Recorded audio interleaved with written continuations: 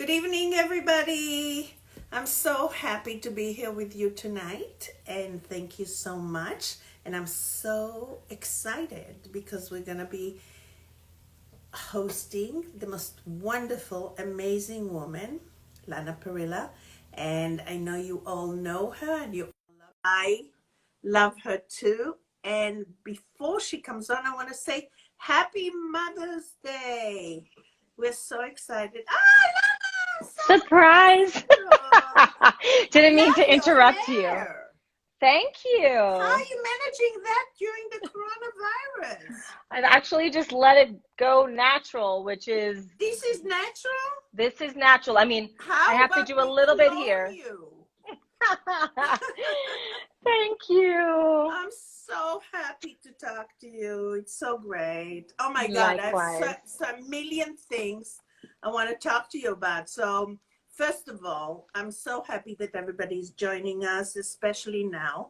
Everybody's nervous about whether we're going back to work or whether we are going back into real life or whether we're going to continue this quarantine and social distancing. And I wanted us both to celebrate Mother's Day with everyone and tell everybody that I'm so pleased to share this moment with you because nothing is more important than our mothers. And we, as mothers, those of us that are mothers, we want to congratulate every other mother because that's the best job of all. And I want to tell my daughters, Michelle and Ashley, that I love you so much. And no matter what, you're the most important people in my life. Love you. Happy So, Mother's Day. happy Mother's Day. I know Thank you you. have this amazing relationship with your mom. I just left her. Yes, I Really? do. And I was on the fence about seeing her because of obvious, the Yeah, situation. yeah. But I've been tested now twice for Right. COVID and antibodies, and I've come back negative. So I thought, okay, I think I can see my mom. So I went over there. I made a meatloaf last night, and I brought it to her and beautiful flowers. And oh, I forgot to give her the card is in my bag. That's okay. I forgot the card. I kept telling her we went to the park with my dog Lola and went Aw. for a beautiful walk around the lake. And it was, really, really great to see her because I haven't been able to. But I after know. I was Isn't that the tested, I felt worst like, that you can't spend time with your family? yeah, it's very challenging. I only saw her once up until today, and I brought groceries to her, and I cried after because I didn't hug her. I didn't I didn't know where I was at that point, and I hadn't been tested, so I wanted to just be really careful. But it was very Yeah, no, strange. but there's so many things people are saying about the tests too, that you're only as good as this one day when you're tested negative and nobody knows about tomorrow, right? Yeah, I I know. mean, I it's know. like that's you have to be tested very often. But tell me, you had the antibodies test, right? I did. I And you did. tested negative or positive for so you have the antibodies or I you don't. don't? I've tested negative across the board for which I was kind of bummed about. There was a part of me that was hoping that I would have tested positive for antibodies, but I don't know how good these tests are, how accurate they are. Well, they say that if you're taking, any kind of vitamins for your hair or skin, biotin, it camouflages the tests. So nobody knows Okay. what the results are. So, but I am the same. I don't know because, having the antibodies kind of makes you feel safer, like you're not going to get it, but then you don't know how long it's going to last. So either way, you're sort of like taking a risk no matter what. Well, there's so much uncertain about what this virus is.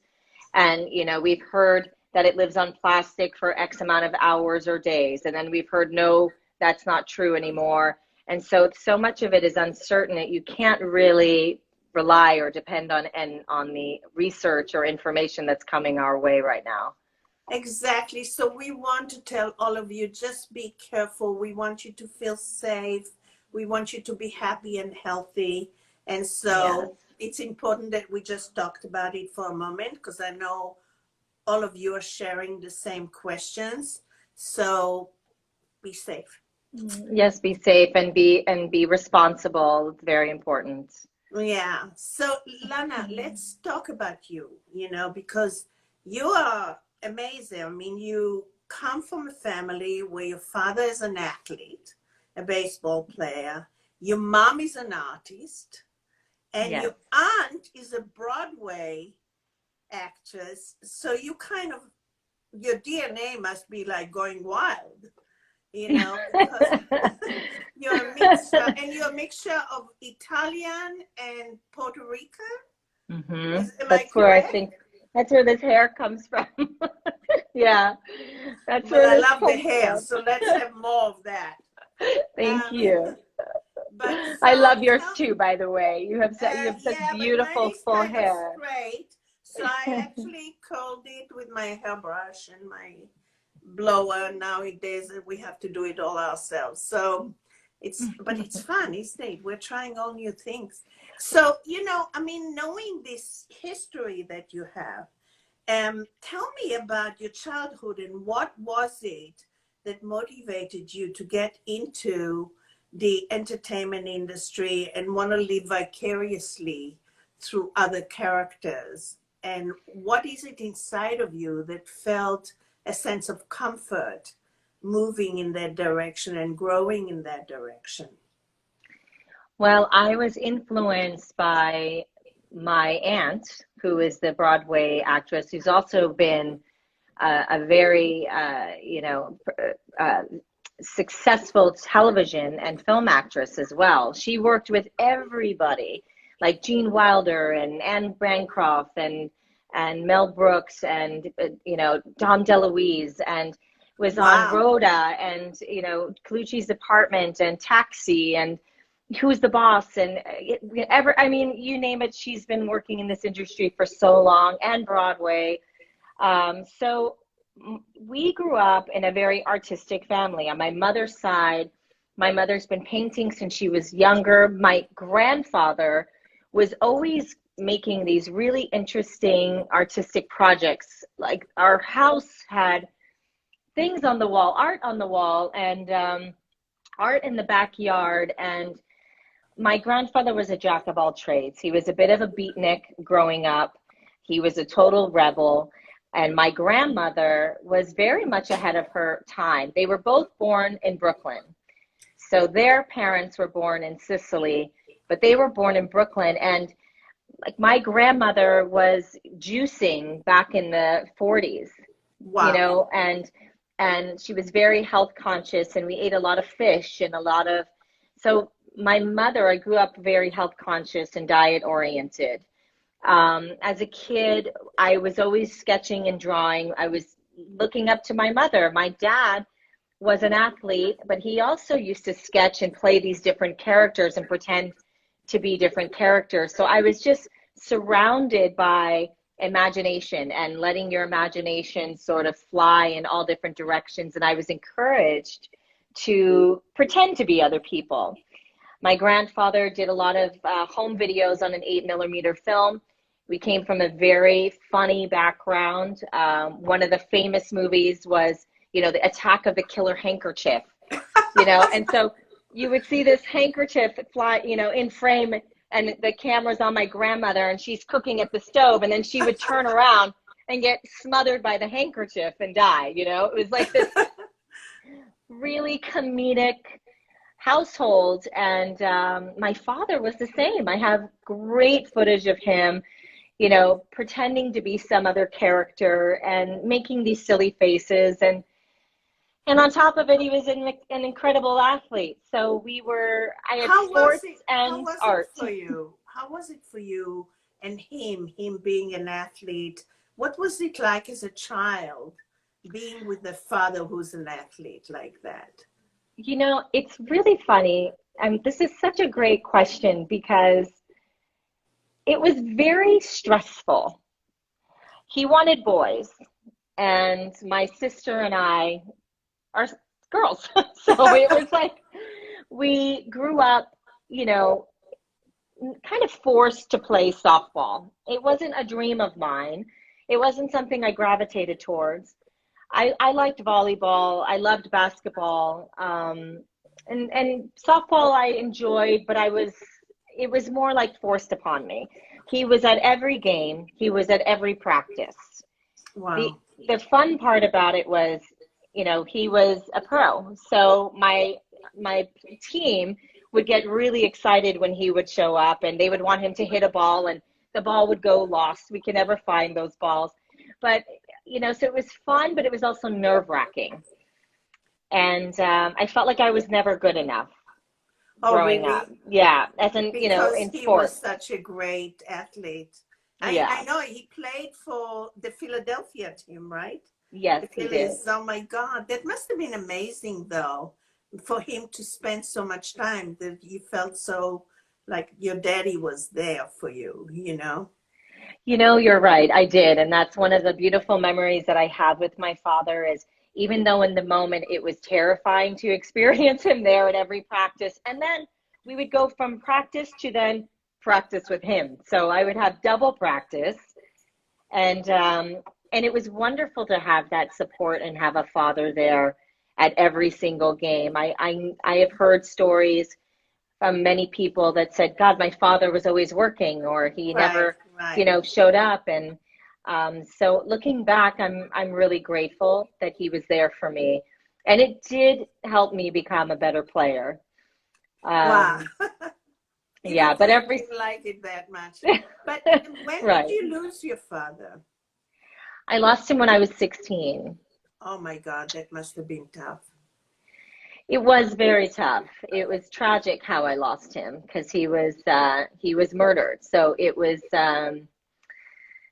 very tragic. It was horrible to experience. Oh my God, I had no idea. How did you Yeah. deal with that? Well, I mean, it's been years of learning how to deal with that and really understanding the issues in those communities with which I lived in, um, which is a really beautiful segment into what I'm currently working on this project. It's called Project Lead with NYC Together.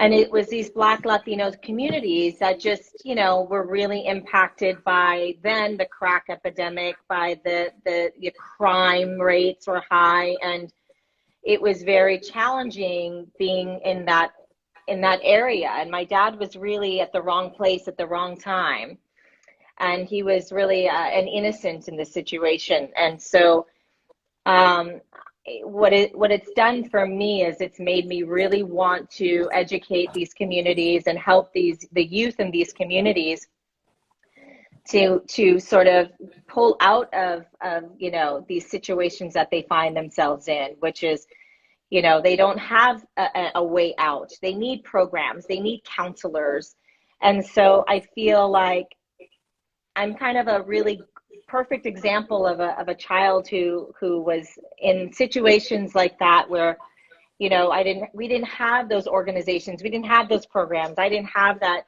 support, and I really want to help those kids that are in those situations to give them an alternative because Because you've gone through the experience, you'd have so much to say and to yes, help people. But yeah. that's interesting that you're working on a project that deals with that. How did you deal? Did you deal with? Did you? You must have had enormous anger for a while. That somehow you lost your father for no reason. How did you Oh, I deal with did. that? Oh, I did. I mean, I went through, first of all, I was a teenager, so I hated Right. everybody and everything. And I was angry at, you know, I believe in God. So, but then I was very angry at God and I stopped believing in God for years. I said, Wow. well, why would God do this to me? This is so not godly. And I didn't understand. And so I rebelled. I was very difficult. I was very angry. I didn't want to be around the family. Um, and my only escape really was my art. And so, Working. yeah, I found a way to sort of channel all of that energy into working through characters Now you know and it's funneling interesting. that through my characters. It's interesting because when I went through my divorce, the one thing that saved me is because I'm a writer. Yeah. And the one thing that saved me is writing. I wrote a book and I literally lived vicariously through the characters. And it saved me because I didn't have to deal as much with the pain by escaping into other characters. And I literally, I would write and then I would wake up almost and I would realize, oh my God, now I'm back in my own life, you know, because it was like coming out of the zone. So I understand what you're saying. So you dealt with it through vicariously living through different characters. But what was it that woke you up and eliminated the anger from you? Um, Really just trusting that, I can't control these things that happen in our lives. Like, I'm not alone in the world who, a child who lost a father tragically. I wasn't targeted, it wasn't like I did anything bad in my life to deserve this. I had to work through that with several hours of therapy, reading several self-help books, and also sort of looking at this and working with my father in the ways that I have through dreams, through communication, through prayer, and trusting that all of this has happened for a reason. It has shaped the woman that I am today. And I have to look at this as it's not necessarily a good thing, but I just have to trust that this has happened for a reason. And now I have to take this and do something good with it. No, I completely understand. In fact, I was getting a bit teary because it's hard to, I understand it so well because my father also passed away in an accident and it was the hardest thing in the world for me to go through. I Yeah. couldn't sleep for 4 months and Yeah. literally I would wake up every night in cold sweat and you just have to believe. What helped me was actually I turned to spirituality Mm. and it was just trusting in God that really helped me through. But it was really difficult. So I understand what you went through. So was that kind of why you got so close to your mom? Partially, I've always been close to my mother. My parents separated when I was young. I spent most of my time with my mom, and then I lived with my dad. I did go back and forth, but my mom and I actually have gotten closer over the last, I would say, 10 years, 10 to 15 years. And that was something that she and I diligently worked on. I knew that it, having a relationship with my mother and understanding her and getting close to her was a relationship that I wanted. And so we developed a way of communicating where I'm very open with my mom, and I stopped having like the expectations out of my mom, like wanting her to do this and wanting her to be a certain way, and just really loving her for who she is. Acceptance. Yeah, and it really brought us to another place in our relationship where we have a lot in common. We share a lot of the same interests, and so things that we do together is it's like she's my favorite person to travel with.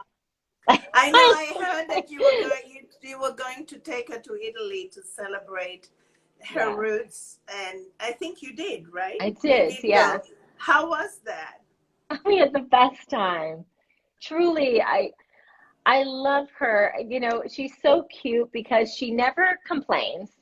It's never too much. It's always enough. She never wants anything more than what you give her. She's never asked for anything. Like, she's just so enjoyable. She likes to drink wine. We like to drink wine together. She's extremely athletic herself. She has an incredible amount of stamina. She dances like 3 nights a week. She's 76 and she looks like she's in her early 60s. She's just, she's a superwoman. And I'm really, spending today with her. I just look at her and I just love her so much. She'd never been to Sicily and it was her biggest dream. And I said, well, I'm taking you.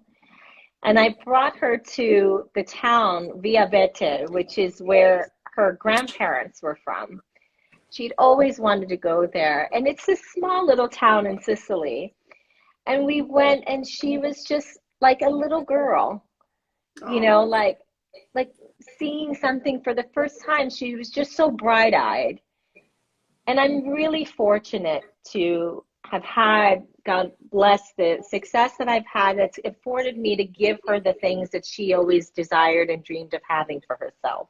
I love you talking about it because I know when people listen, they really get the feeling. I mean, I get all the love from you that you're feeling, and I hope this really helps a lot of people understand how important mothers are in our lives. Yes. I mean, I'm hoping my own daughters, Ashley and Michelle, listen. But You're it's gonna so make me cry. important for us. Yeah, no, I mean, it's like I was almost crying too. Anyway, but let's talk about, just so that I won't burst into tears, let's talk about Okay. some of these amazing characters that you've played. I mean, the the dreams that people have when they watch what I do as president of a television network, and the things we put out, and what you do creating characters. But the dream is the fairy tale.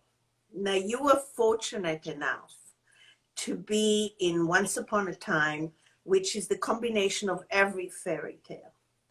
And you're playing, this evil queen, but evil queen that has sort of reasoning for every evil thing that she does. And I was Yeah. waiting for the love, of her life to come into her life and change everything.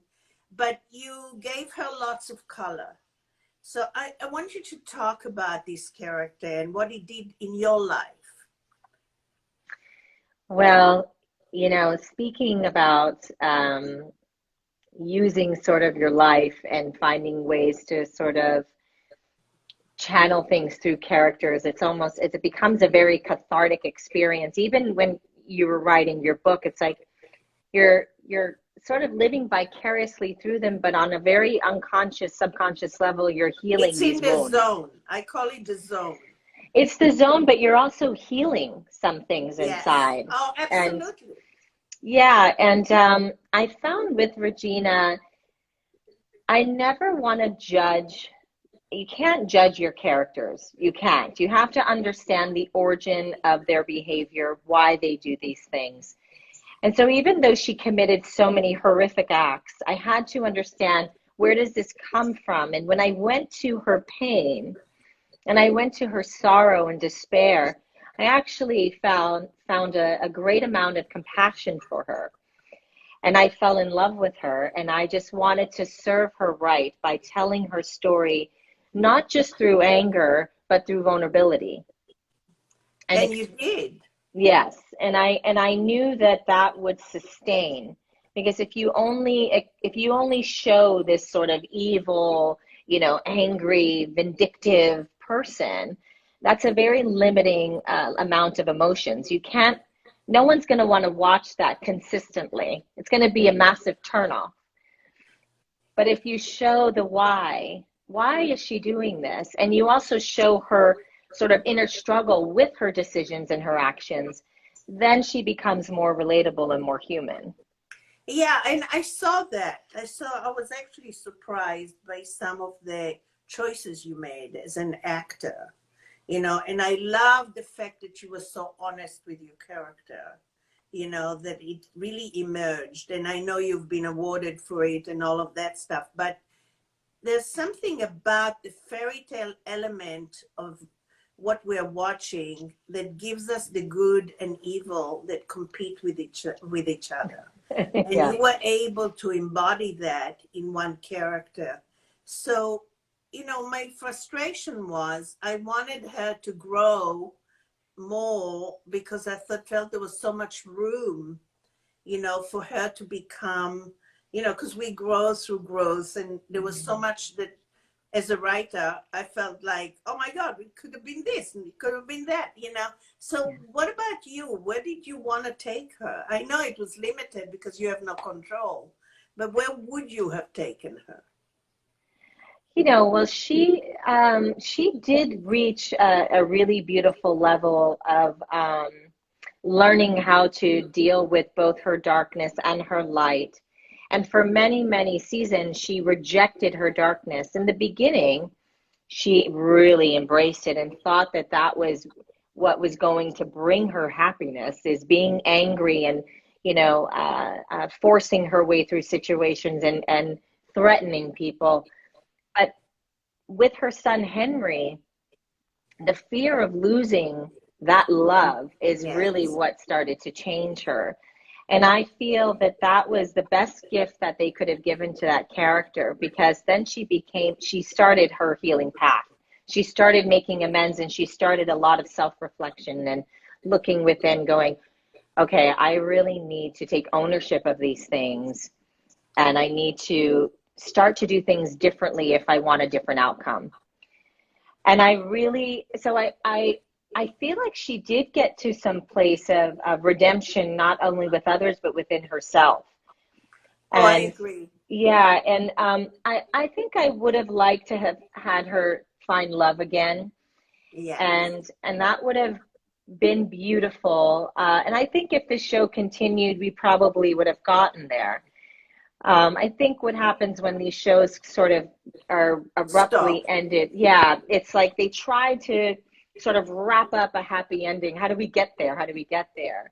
I think in their minds they would have wanted a couple more seasons to develop, a new love for Regina after Robin Hood was killed, and have her on that journey of maybe, finding a way to grow her family, maybe have a biological child somehow. Yes. These are dreams that I think she wanted, even though she felt very content with Henry and loved her son. That was her son, blood or not, no blood, like he was her son.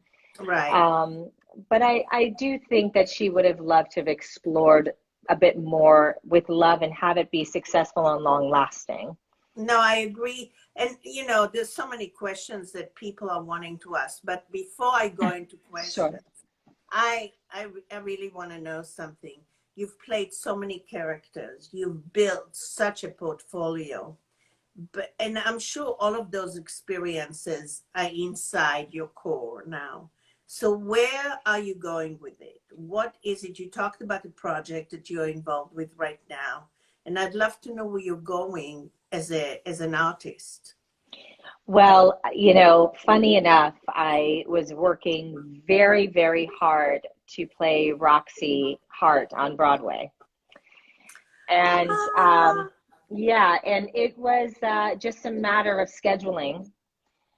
And we were in the works of scheduling, and we were working also on Velma. And so that was happening, and I really wanted to move into theater again because I hadn't done it since I was quite young.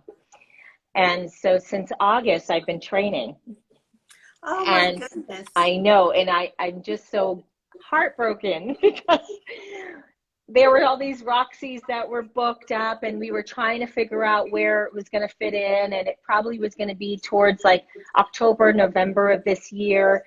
But now with Broadway being on hold and all the other Roxys that were lined up to play, it's really kind of set everything further back for me. So I'm not sure if or when that will happen. But my heart was so broken because I had the biggest dream was to sing and dance on Broadway. I mean, it's every actor's dream. Oh, absolutely, especially because of your aunt and your Yeah. inspiration. And also just to say, I can do theater, and I have done theater, and I miss doing theater, and I just want to get back to that. But simultaneously, I was also working on my directing, because I got to direct on Once Upon a Time, and so there's Right. a short that we were working on. There's another movie that I'm hoping to produce that I've been cast as the female lead on, and it's a romantic comedy, which is people Oh, haven't that would seen be me. great for you. Yeah, and I love comedy. I started my career in comedy. And Regina was the sort of the humorous out of all the characters. She had those And funny one-liners. you had some great moments of comedy with her.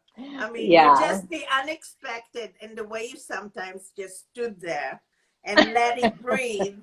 And all of a sudden, I'm cracking up because it was so funny, you know. But let's get some questions because I know everybody is trying to get Sure. to you. Oh, of So, course. okay, so here we are. Karen, no, Gina, I don't know. Wait a minute. Okay. I don't know who it Oh, is because it's Emma Swan. Um, she's asking if you speak Portuguese. I so wish I spoke Portuguese, because there are so many beautiful fans in Brazil, and I really, really wish that I could speak to them. But I all I know is te amo and obrigado. Obrigado. I have a big family in Obrigado. Brazil, so that's the word. That's the word. And then now we have, I don't know the name of the Disney person. Tangled Girl. Disney Tangled Gore, whatever. Okay. What was the hardest scene you had to do to feel for once? Well, I would say one of the hardest scenes I had to film for Once Upon a Time was the scene with Regina's father in the underworld when he comes back. And she gets to confront her father after she had killed him years ago. And that was the hardest scene for me to film for many reasons. Just not only for Regina seeing her father for the first time after she killed him, but also just for Lana and me having to, have dealt with a father, who was tragically taken from me, and have always wished and prayed that I had an opportunity to see him one more time. You're going to make me cry again. I'm going Yeah. to the next question. Sorry, please do. So now from beautiful underscore Parrilla. I don't know who that is, but obviously you do. I like the name. Would you do a Swan Queen spin-off if you could, Lana? I absolutely would do one. Absolutely. Do you know what Swan Queen is? Are you No. familiar? Okay, so Swan Queen is the dream of Emma Swan and Regina Mills becoming a couple. So two women Oh, in a okay. it's the two mothers, and I don't know if they will ever write that, but if there was one, I would absolutely be open to it. That would be interesting because you know what I was thinking about is here we are celebrating Mother's Day, and we're talking about Regina as a mother, and that motivated her to move from being one thing into the other. And so I think it's interesting to think about two women that's in that sort of unparametered reality. That's interesting. What was your reaction when you read that Robin Hood was going to die? I was devastated for many reasons. One, Tell us some. for Regina, especially because she was about to lose the love of her life. And secondly, for myself, because Sean Maguire and I are so close, and he's been one of my favorite love interests that I've had to play, on television. And I was going to miss him. I was really going to miss him, and I did, and I really did miss him. So I cried pretty hard when on his last day. Aww. Yeah, I fell apart. So here's one interesting one from Swan underscore Queen underscore Love underscore RP. Who would you be from any TV show? Oh, wow. Who would I be from any TV show? I would probably love to do anything that Jessica Lange has done on American Horror Story, because she gets to play all these different characters, and she's one of my favorite actresses. Love her career. I just think it's phenomenal, and I love her. It's interesting you say that because I think her choices are about experiencing, and that to me is the ultimate as an artist to be able to reach something, some plateau that you never thought you could. So I And to love be that. able to work with Ryan Murphy is a dream of mine. Oh my God, yes. I mean, So this person is what? Leden that's a Ceramos? What? Ledenice Ramos. Ledenise Ceramos. Have you ever considered writing a book about your experiences? Yes, I have, but I think I need to wait another maybe 20 years to do so. I Oh, I feel like don't know, that's a but project a let little me, bit later I want to do in my life. yeah. Um, Here's an interesting one from V.S. Morrison. Lana, do you prefer reading or writing? Yeah, that's a tough one because I really love both. I love reading, and I love writing, but my writing is more my journaling and personal thoughts and feelings I like to work through. Although I will say I just started writing a short, so I'm writing a second short actually, but I think I prefer reading right now. But we'll see if as I develop as a But you writer. know, it's as a writer, I have to tell you something. It's interesting. I used to read, and I would lose myself in every book, and I hated finishing the book and getting to the end because it stopped my life within the book.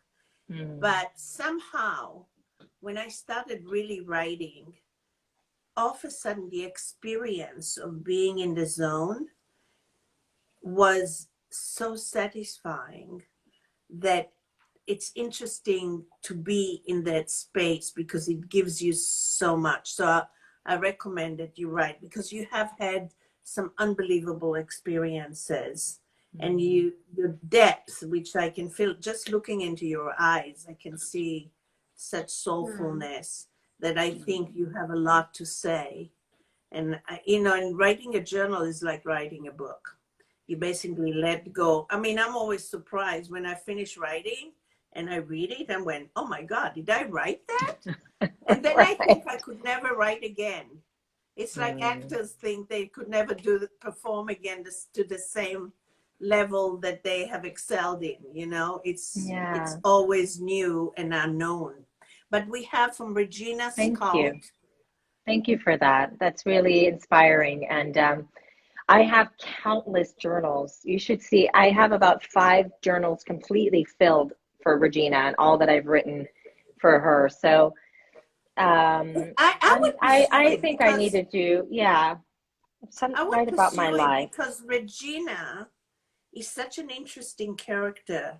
There's so many levels that could be written about that, the other sides and the other facets of that character that Mhm. I could see you developing into as you're watching the series. There's so much you have to say that Mhm. I would do something with that because you really gave a gift when you were performing her. And so I feel like it's something I told you, I felt like it was unfinished, even though they tried to finish it, and tie up all the knots. Yeah, I So agree. we Thank have you. Reggie. It's true. What Regina's Regina, cult. yeah, Regina Scott. What was your favorite season of Once Upon a Time. Yes, Once Upon a Time? That's a tough one, but I love season 1 for all the reasons that it was brand new and it was so exciting because we never knew what was going to happen. And when the curse lifted, it was like, oh my God. I mean, it was so unexpected. Um, and then I really loved season 6 because it was the first time Regina got to confront the evil queen and seeing the duality between the two characters and playing opposite myself the entire season was a very educational experience for me. I grew a lot as an artist. Schizo, right? Yes, totally crazy. Okay, so Sophia.w.g is asking, out of all the characters you've played, which one do you identify with most? Oh, wow. Um, Wow, that's a big Probably, one. yeah. It's a difficult one because I really have a little bit of all of them in me. You know, Trina was the advocate for open marriage. And even though that's not my lifestyle, her open mind and how she sees the world and without judgment and how she accepts everyone for who they are, that's a huge part of who I am. I played a trauma surgeon, and that character with her beautiful heart and how she wanted to help people is such a huge part of me. Regina, you know, the temper, that's definitely a part of me. But then there's also her depth of to love is also another part of me. So I that's a tough one. I feel like I relate to many of them. Yeah. So, you know, it's really interesting. You just mentioned, you know, a first responder, and we're thinking and praying for all the first responders right now. And I was just, because I went to have the antibodies test, and I was at UCLA hospital, and I was looking at all those people that are dedicating their lives, moving around in those suits and the masks and the gloves. And, you know, even though everyone that comes in gets tested, you know, the temperature and all of that, they're risking their lives every day.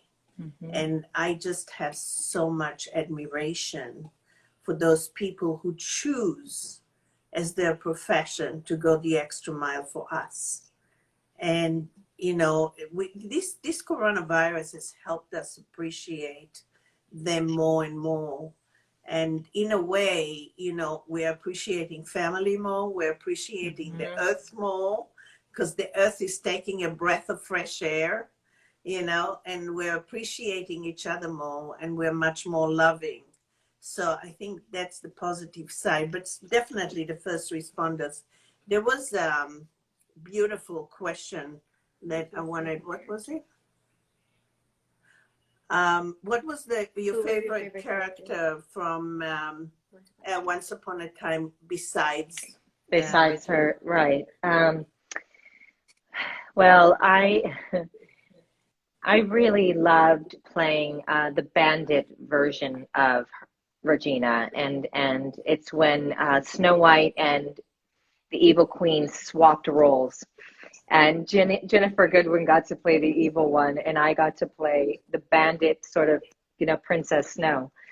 And I loved it. And there was something just really sort of like grounding and earthy about her. And I really relate to that part. I'm very sort of hippie, grounded. I love camping. I like being in the woods. You know, these are other parts of my character. And I had just fun. I had fun frolicking in the woods and jumping over logs and being a kid in that way. So that was one version I really loved. Yeah. Okay, this is a good one too. This is a good one. It's Frida Kahlo. Frida Kahlo, how are you? Welcome. What's your hidden talent? I would say I love riding horses. People know that. Too. Yeah. I'm a pretty good rider. What other? I'm a pretty good dancer too. I guess singing is still being developed, but you know, that's probably what it is. And I'm also very musical. A lot of people don't know that about me, but I have a great musical ear. And there was this episode that was a musical. Right. And you were singing. I was, and it was amazing. And I thought it was great. That was a talent I didn't even know I had. I was always fearful of doing something like that. And actually doing that episode is what gave me the idea that I wanted to do a musical on Broadway. And that's what really pushed me forward into that direction. So tell me about that episode. That was amazing. It was totally unexpected. And I thought you were great. Thank you. Thank you. They actually I was surprised. I must tell you, I was surprised. Because that's a lot to ask of an actor, but you just jumped into it. So how did it come about? Did you have to rehearse a lot? Were there some real nervous moments? So Adam and Eddie, our creators, said we are going to do a musical episode. And they said, don't worry, you're going to have plenty of time to rehearse. All the songs will be written for you. We're going to see everyone's sort of vocal capabilities, and the songs will be catered, you know, to your voice and structured around what you can do. And so we had like a vocal test, basically. And then they came and said, Lana, we're giving you a big dance number on top of it. You can dance, right? And I said, it's been some time, but yeah, I can dance. I'm Puerto Rican. I can dance. It's in there. So I rehearsed for about 3 weeks. We all did, but I had the big dance number, so mine was a little more challenging, I feel, because I was dancing and singing, and it was a big dance number. And I absolutely loved it. I wanted to rehearse every single day. I kept saying, please don't write me in the previous episode to the musical, because I just want to dance and rehearse and sing every single day leading up to the musical episode. And they did keep me light. And I honestly, I could do that every day. I really could. It was one of my favorite episodes to film. I was so surprised. I think everybody was.